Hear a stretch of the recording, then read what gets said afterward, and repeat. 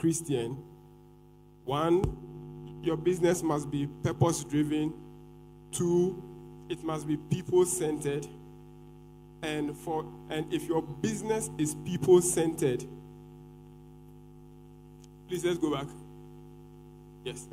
If your business is people-centered, you will treat your customers and you will treat your workers with some level of dignity, some level of respect.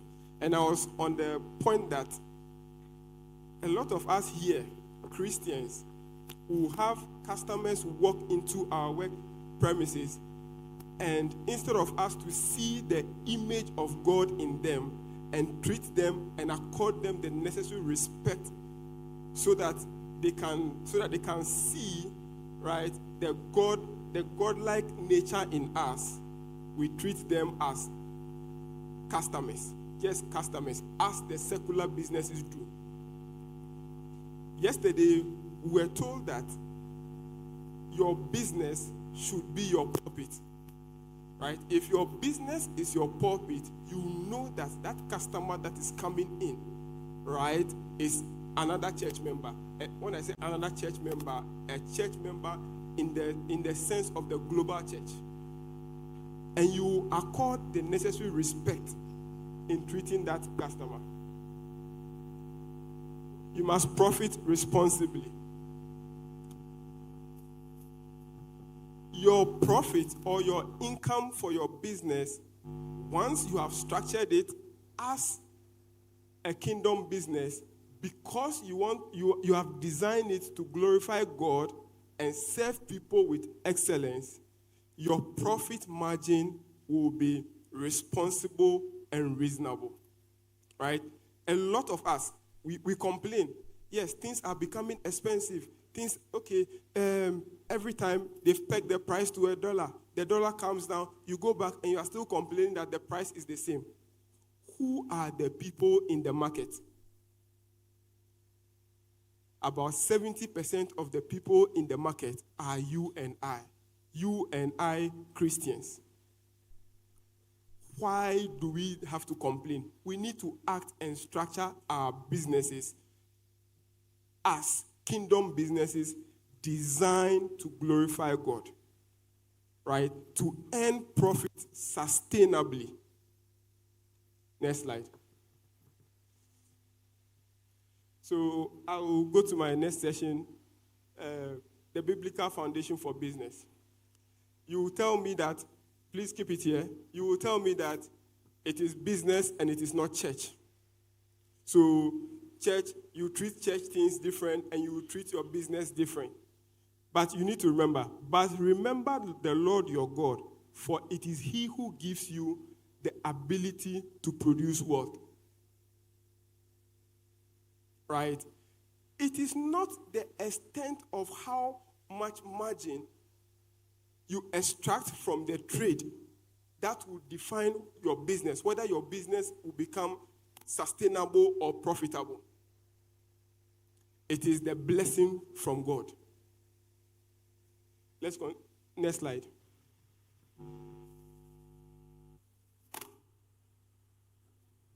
I want to just announce to everyone that yes, you have founded your business, but let's make it clear here.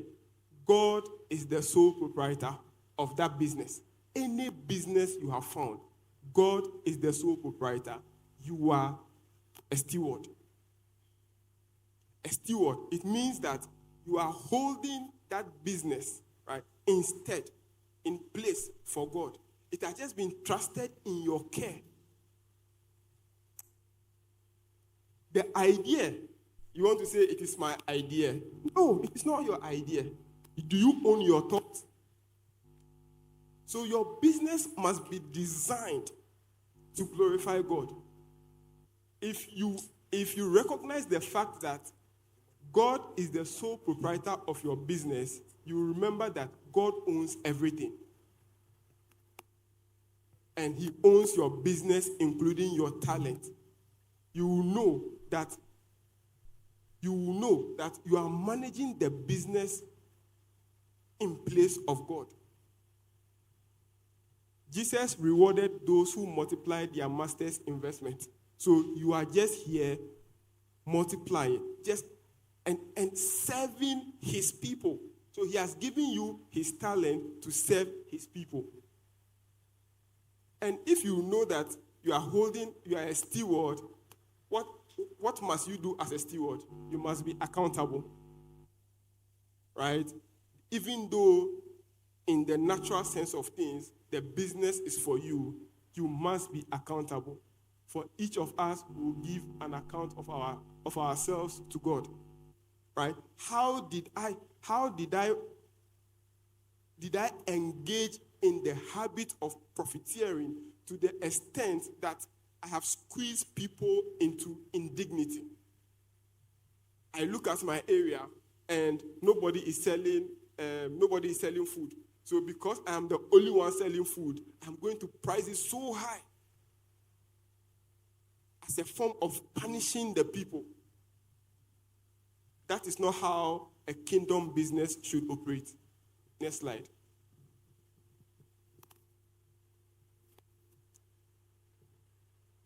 I want to bring some highlight about the problems with doing business as usual. So when you are doing business as usual, you will not care about anything I've said so far. The only thing you will be looking at is profit without purpose.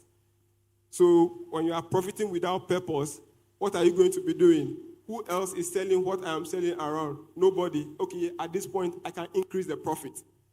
If you continue in that manner to run a business, yes, your business will be profitable, but you as the individual running the business, you'll be burned out.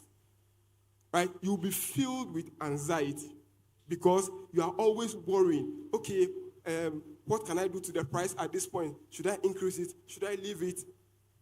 People don't like me. Yes, people, of course, will not like you because you are squeezing them.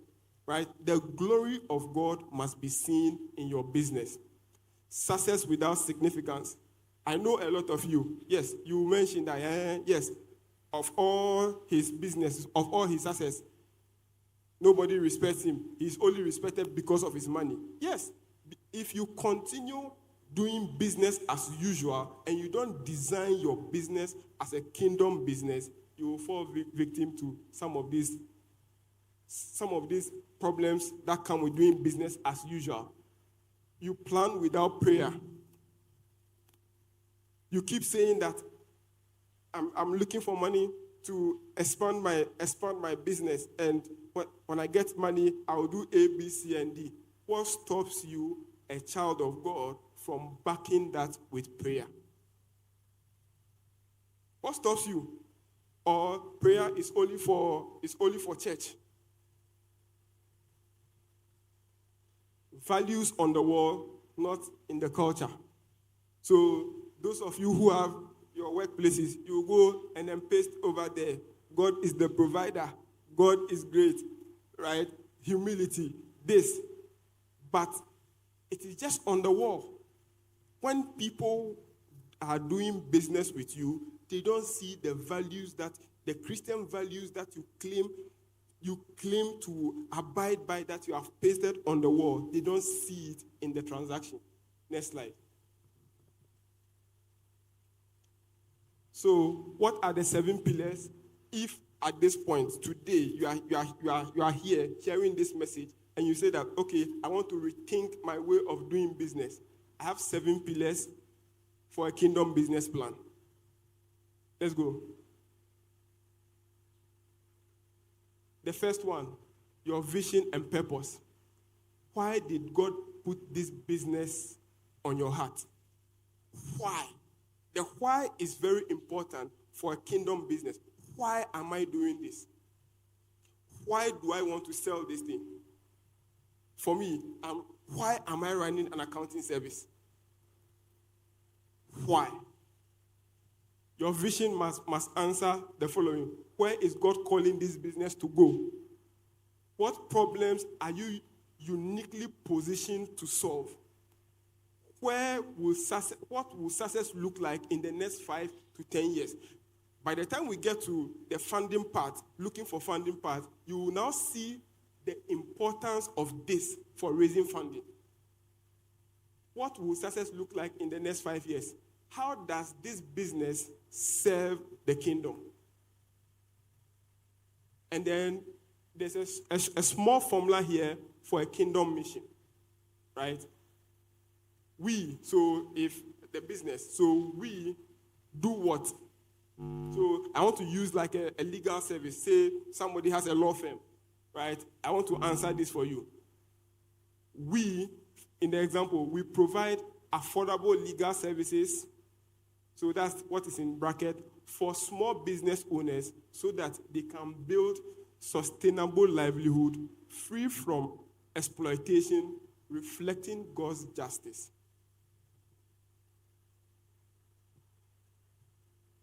If it is the case that you are feeling shy, right, to put the God in the mission, right? If you remove reflecting God's justice, you still have a very perfect kingdom mission. You are just not explaining that it is reflecting God's justice. Next slide.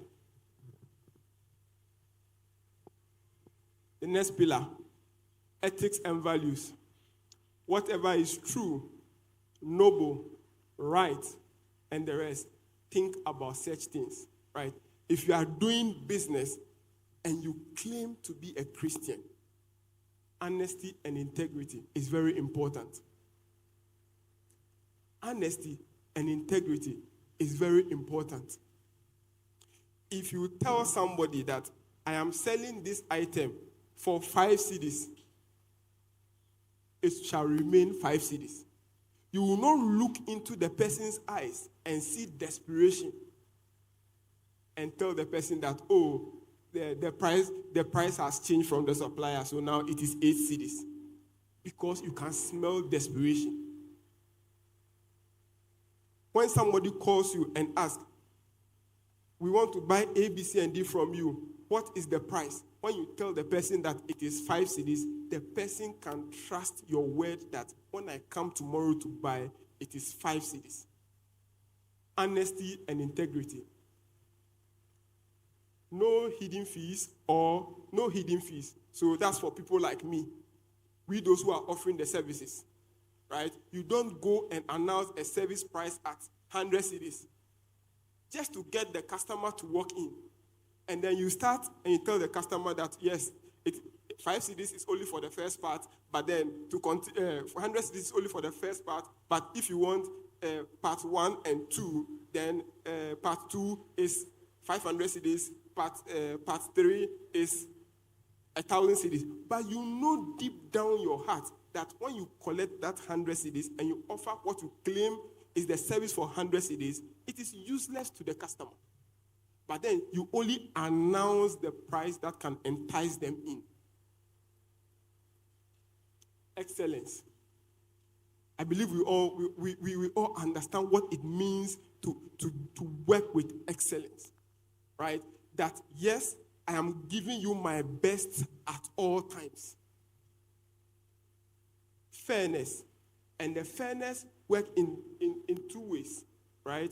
Fairness in wages for your workers and fair treatment, fair prices. You must work with compassion. Treat your customers and your employees well as image bearers, right? As bearing the image of God. Imagine it is God, the God that we all claim to be worshiping. Imagine it is that God that is there as your employee.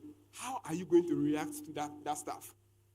Imagine it is that God that is coming to your office, your shop to buy. How are you going to treat that person?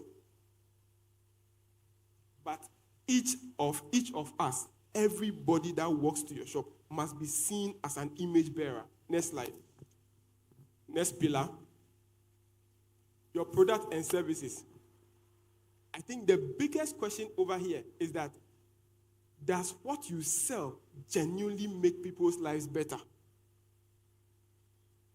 When you are developing your product, is what you are selling, does it make people's life genuinely better? Or is it just a way to exploit them? Does your product do what you are telling the customers it does? Does your service do what you are telling your customers it does? Is your quality a reflection of God's given standard? Are you solving a real problem, or you are just chasing trend? That goes back to my COVID example. Right? Did you intend to solve a real problem, or the trend now is that we are selling nose masks, so I'm going to sell nose masks? And then if you realize that your product could be used in a way that would dishonor God, you have to reconsider. Let's go to the fourth pillar.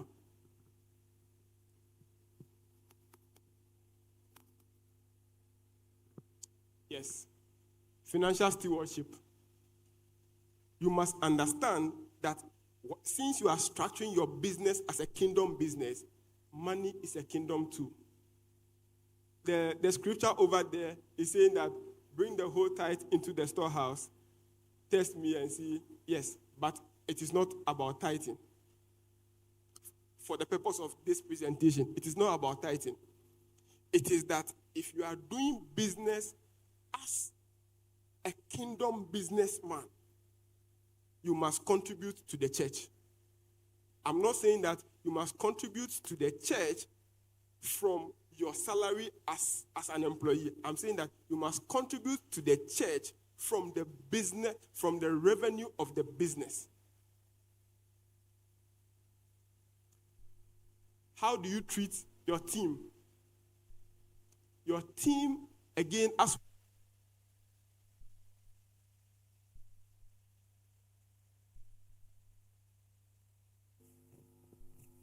hello. Right? Your team are the people you are working with. It's your ministry. And because it is your ministry, you are hiring for character. Right? Does this person bear the values and character that I need to operate a kingdom business? Is this someone that will treat my customers as image bearers, as God's image bearers? Or this is somebody that yourself, you can see that this is danger from afar? Please, let's go to the next slide.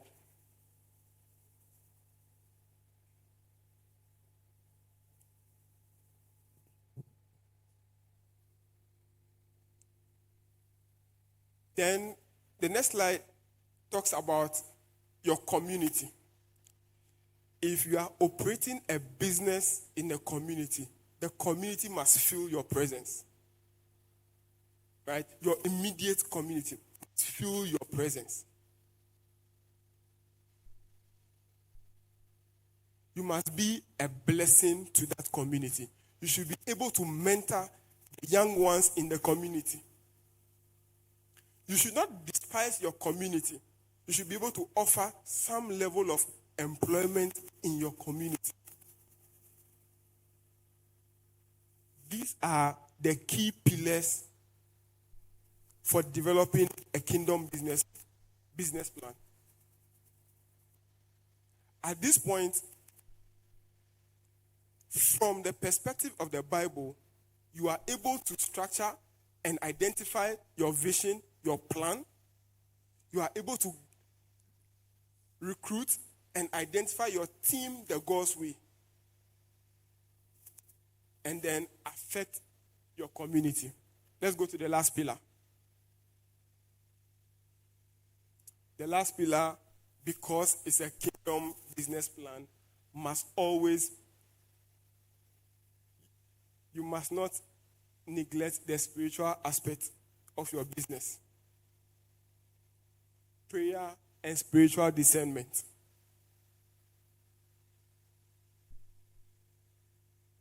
do you have a spiritual routine for your business? How often do you pray over your business? If you have a major decision that is facing your business, what do you do?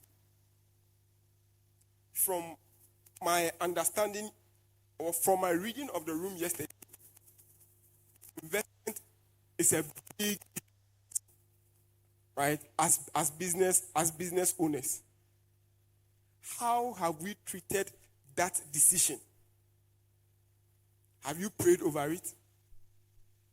Have you reflected? Do you know that the Holy Spirit knows all things? And that do you know that through the Holy Spirit, you can get the right partner? For a kingdom business, you can never do without prayer and spiritual discernment. Let's go to the next session. Yes, so these are practical steps. At this point, if you are reflecting and you are saying that I have been doing my business a different way, but I want to reconsider how to run this business and run it the God's way, at this point, by now, you should be going through the framework so far to be writing down your kingdom mission. What are you doing for who? The who is your customer. What you are doing basically is the purpose of your business. To whom? And what outcome are you expecting? You need to list at least 4 top kingdom values that you want to run your business with. You need to have a prayer routine for your business. And then you audit one business practice at a time.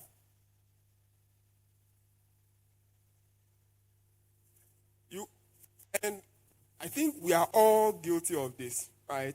At the point of hearing the message, you are so encouraged, so pumped up, and you are saying that now, when I leave here, this is how I'm going to do it. I'm not going, and you start planning in your head, this is what you are going to do. I start day 1, day 2, by day 3, going back to factory setting, where you started from. So you will need an accountability partner. Probably one of your colleagues here that is hearing the same message with you, that is making that same decision that for me, I want to change the way I'm running my business, so that you too can become accountability partners. These are the decisions I've made going forward. And then he will also tell you, these are the decisions I've made going forward. Once a week, you can reflect, are you still going on? What have you done so far? Then you will realize that, the other partner is falling off. And, you made a firm commitment that this is how you want to go from that day. Encourage the person. When you are also falling, let that person encourage you. You can't do this all by yourself. Next slide.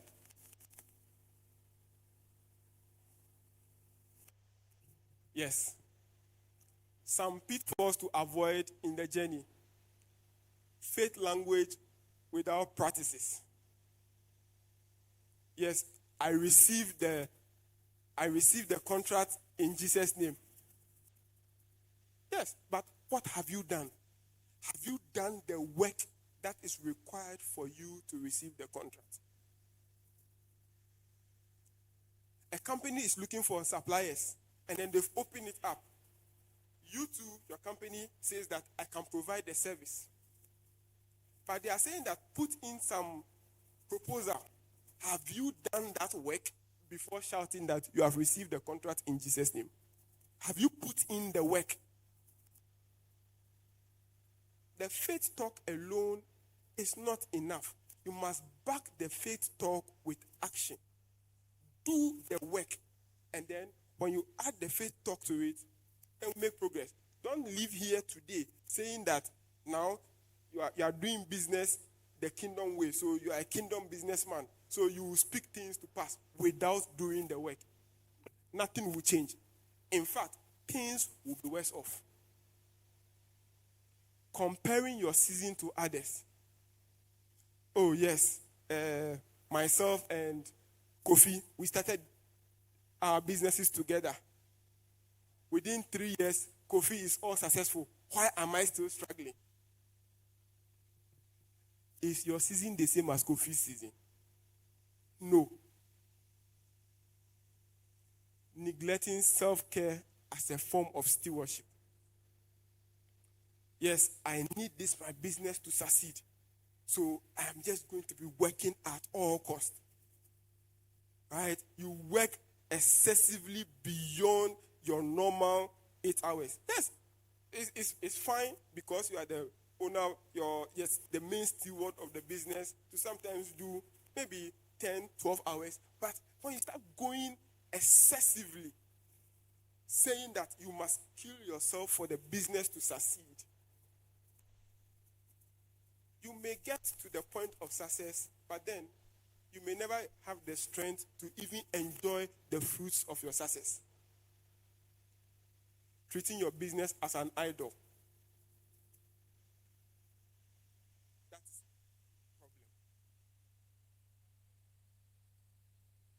the problem.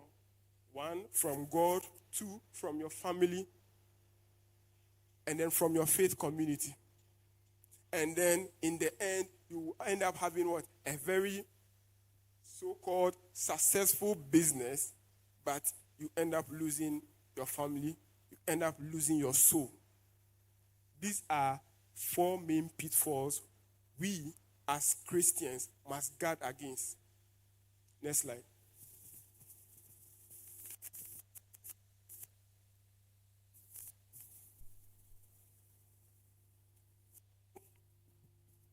At a glance, this is what your kingdom business plan should be looking like. What is your kingdom mission statement?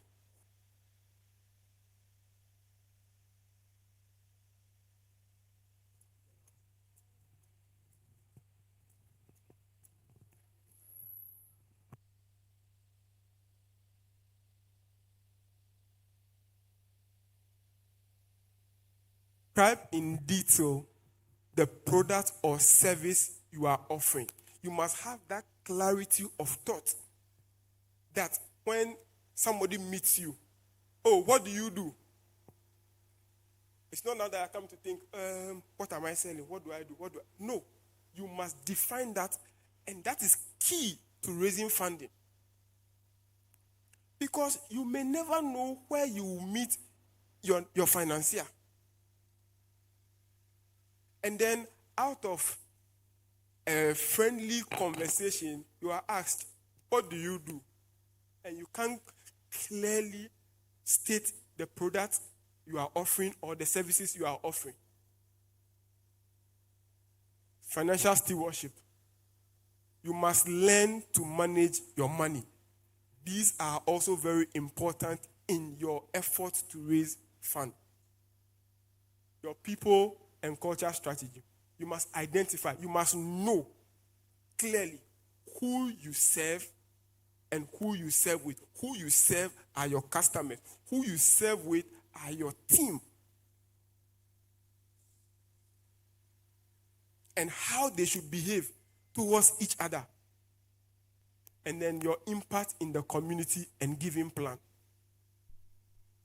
And then the last one, prayer and discernment. Once you have stated all this right, you have gotten the framework of your kingdom business plan. Next slide. Yes, I want to believe this is the part that most of you are waiting for. You are looking for investment. But funding follows preparation, and your kingdom business qualifies for both kingdom and conventional resources. But how ready are you for that funding? See, have you been hearing that there's no money in Ghana? We all hear it, right? But do you know that there are businesses that anytime they are looking for money, they always get? If there's no money, then we should all not get the funding. But the difference between we, those who will say there is no money in Ghana, and the people who will get it is readiness. How ready are you? And for funding, it is not just about money. So I'll walk you through some of the steps, and then hopefully it will be useful to some businesses here. We claim we are looking for money or we are looking for funding. But at this point, which type of funding are we looking for? I just want two people to tell me. If nobody is saying it, it means that nobody needs money for their business. Grants. Okay. Any other one? Sorry? Loans. Yes. And I want to believe mostly we are all looking at loans. My job today is to explain the different types and for you to understand that you don't have to solely rely on loans.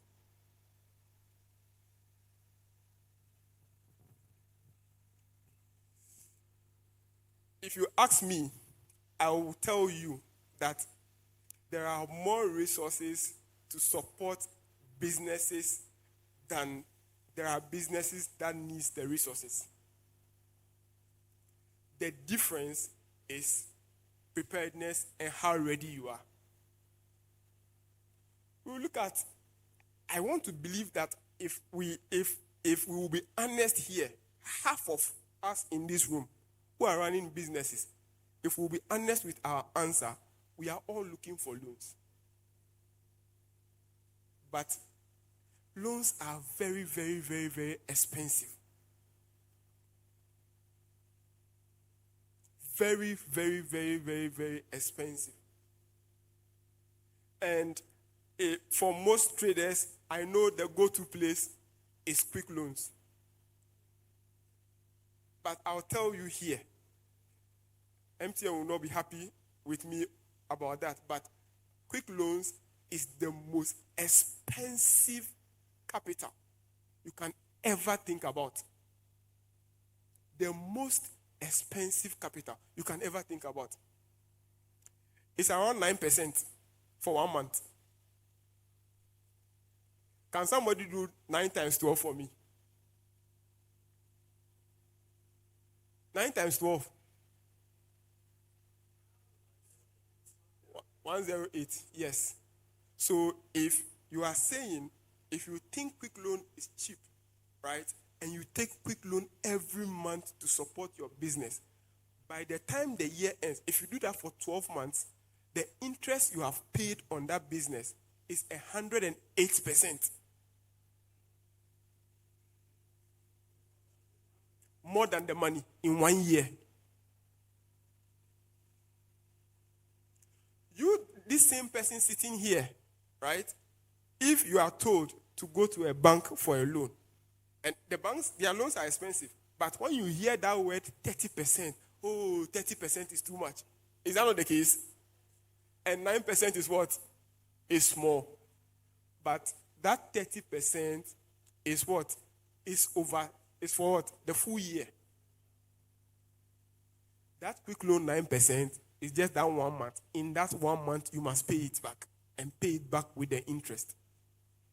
So now let's look. So we have loans, grants, and government programs.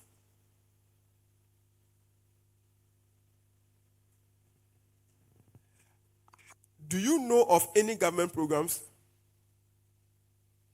I believe the speakers after me will do justice to the government programs. But how ready are you to take advantage of the rest? The reason most of you or most of us go for a quick loan is that we don't do the necessary work. So when you go to quick loan says that, hey, I don't know you. All I know are your transaction records that I'm seeing. My risk is so big. You might not pay me. So because my risk is big, 9%. Okay. If the 9%, as I'm explaining to you right now, that that is very expensive, why don't we do the work that is needed so that we can get the better options? There is another one called investment and equity. The more fanciful speakers will say that, yes, you have to go to an equity firm or an investment company so that they will put a term sheet and then invest into your company. Yes, that is nice. You will say that, no, as for me, I am not cut out for that, and then I am not ready for that. But then, do you know that your neighbor can actually be that investor in your company? But you need to do some things to give confidence to that neighbor that when I invest in your business, you will not take the money and go and buy the next phone. You will not take the money and say that, no, where I'm staying there is too small, and then change your house. There are some things you must do to be able to qualify for each of them. We belong to some form of association. Right? There are some crowdfunding platforms in Ghana. And then a group partnerships. Right? Oh, I'm doing this, you are doing that. Okay. On my own, how far can I go? If we come together, we can pool resources. Okay, we can achieve more. These are all different funding mechanisms that you can use to support your business. Next slide.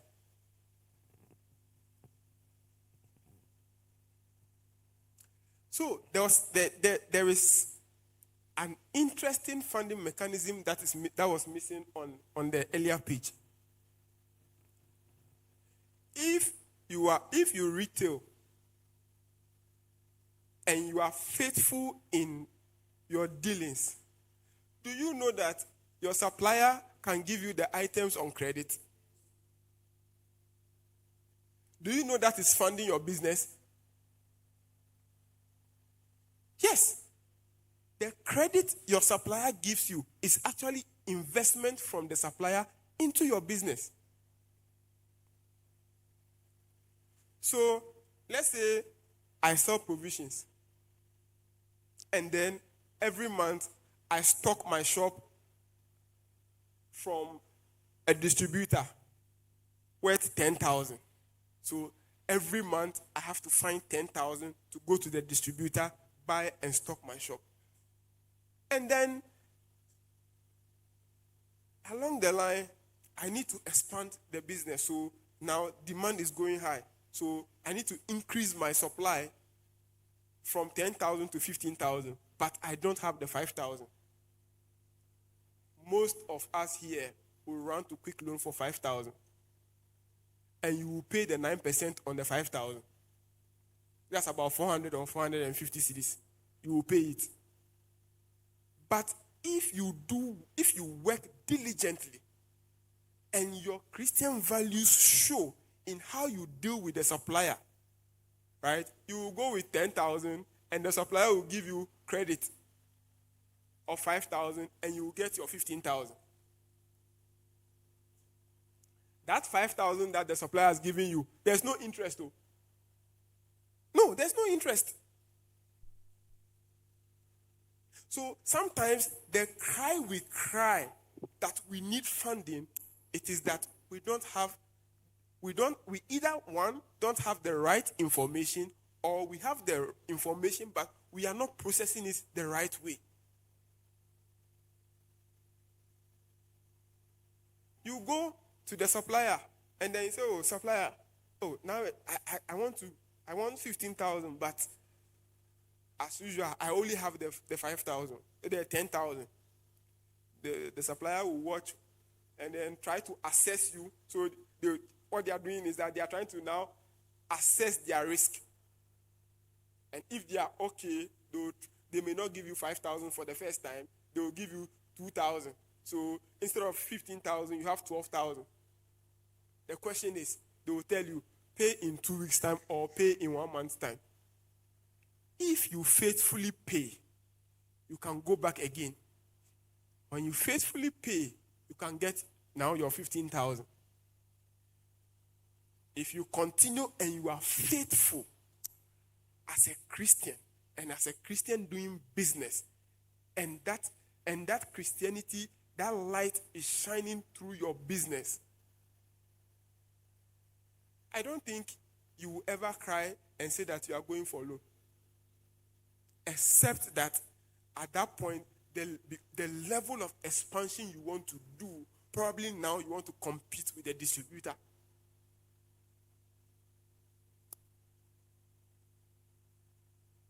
Now, if you are going to anyone to go and access fund, to go and look for funding, what would they be looking for? What would they be assessing? And I'm happy the next set of speakers are here and they'll be able to support me on some of these points. That anytime you go to any of them, whether the bank, whether any government agency, that this is my business. I'm looking for 5,000. I'm looking for 100,000. What would they be? What they will be listening to you, but as they are listening to you, they are assessing you. What are they looking for? Question: who are you, and what do you do? That who are you? You are saying that I am Kingsley, and then my business is Deftpal. I provide accounting services. You are saying. I'm the one saying. How true is it? So they want to identify who you are. In identifying who you are you registered? The registration makes you identifiable. You don't necessarily need to go and register your company with the Registrar General. You can first of all start with your district. Go to the resource center. Tell them, yes, I have this business. I'm producing shoe on small scale. Maybe every week I produce 10 shoes. What support can you give me? They will register you. So first of all, you are recognized, at least by a government institution. You can say that you don't have money to go through all the process, all the Registrar General complication. Yes. But if you have the money to go through that complication, all the better. It even makes it sweeter. That yes, the person you are going to can now identify you. And then can you explain your mission and your model? The best way is that you can explain your model in 60 seconds. You know why 60 seconds is very important? It depends on where you are meeting the funder. In a setting like this, here we are. Yeah, yes. Let's say there's somebody that manages a funder has come here. And you have met the person. Do you really have 30 minutes to explain your business to that person? No. But if in 60 seconds you can explain that business to the person, for the person to say, oh, this is interesting, this is nice. The person will say, next week or next 2 weeks, I'm available in the office. Come and meet me at this time. And then that's what opens your opportunity to access fund. They want to find out, can you manage your money? At this point, they don't know. They are meeting you for the first time. The only way they can tell whether you can manage your money is that they'll start demanding some things from you. They want to see your books. Now, do you miss your personal expenditure with that of the business? Is your business bank account your personal bank account? Are the transactions going on in that account, are they really business expenses or they are personal expenses?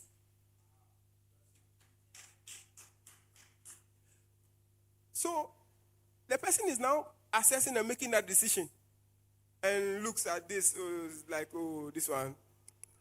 If I give him the money, if I give her the money, they'll spend it. The money will not go anywhere close to the business. So once you start, you need to be purposeful about how you do things. Let's even say that you've not registered a business, so you can't even get a business account. But do you know that you can open 2 personal accounts in your name? Yes. And know that, account A is for the business. So every transaction in this personal account is business. But every transaction in this personal account is personal. And then when you explain to them that, yes, it is because you have not formally registered the business, so you can't get a business account. But this account, everything there is business. Now they'll start looking at you and thinking about you differently. This is somebody that has thought through and is intentional about how they are handling their business. And this is somebody I can give money to. I have a question, and I need a quick answer.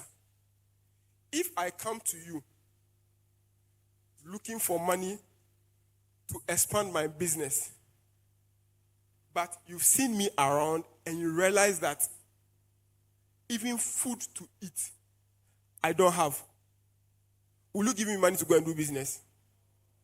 Why? I'll use the money to feed myself. That is the risk when you miss your business transactions with your personal life. Then the next thing is that if you pass the first 2, the third one, can you deliver and repay the money when it is a loan? If it's a loan, okay, you've separated your life from the business, but we are okay with you at this point. Can you really deliver value and pay the loan back? If you can't, you will not get the money. And you yourself should be able to assess this very early, even before you decide the option to take. Ask yourself, my monthly income is 10,000. My expenses are 8,000. So my profit window is 2,000.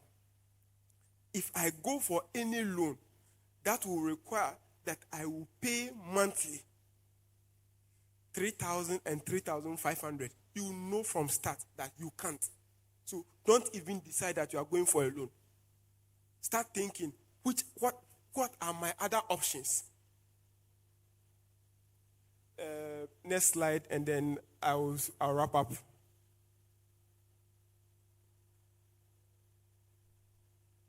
So the things I mentioned, right? How can you become identifiable? I've put together a quick checklist that if you are deciding from here today that you want to do the right things and structure your business in the right way, this is a quick checklist for you. Formalization and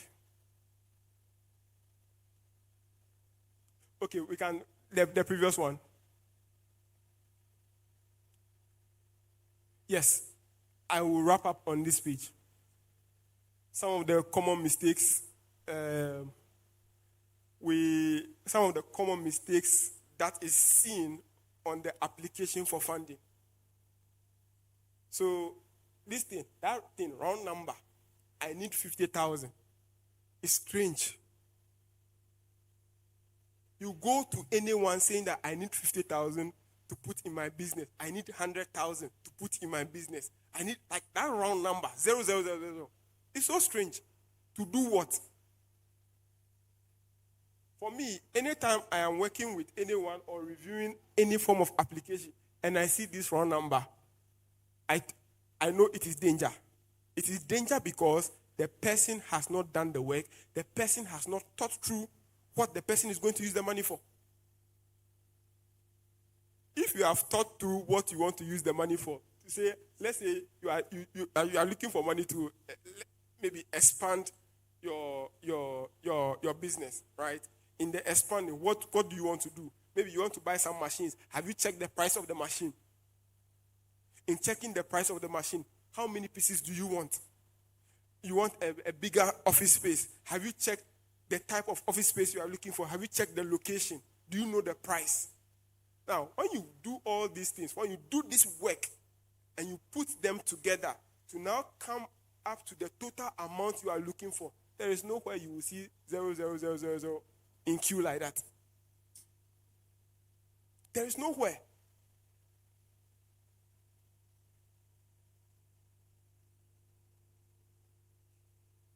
You don't need, if you are really bent on succeeding in your business, you don't need to treat your business as an option. Whatever is important to you, you really take good care. You must take good care. Whatever is really important to you, you put in the work. For the women, if it's about going to the wedding, if it's about going to the funeral, because it is important to you, you will do everything that is required to fit in. Do that for the business. For the men, those of you that watch ball and the others, because the football is important to you and you are so bent on watching it, you will put in all the necessary sacrifices to make sure that you are watching the ball. If you really value your business the same way you value the other things that are important to you, you need to put in the work of recording your expenses, recording your income. If you claim you are running your business right now, right? Most of you, how much is your sales for last month? No, last week, the entire week. How much is your sales? Most of you don't know. How much profit have you made? Most of you don't know. You need to start putting in the work. You see, the record doesn't need to be accurate. You must just demonstrate to the person that is willing, that is now thinking and assessing your record and thinking of putting in the money. You must just demonstrate to that person that, yes, you spend time to think of the business. Because if you don't spend time to think of your business, why should that person come and put in the grants that they are in charge of, come and put it in your business? If you don't spend time to put in the work, why should that loan or microfinance person that is making the decision, why should they put that money in your business? We must be conscious as God's people. We must be conscious as Christians to make sure that the diligence and excellence of Christ reflects in our businesses as well. Thank you very much.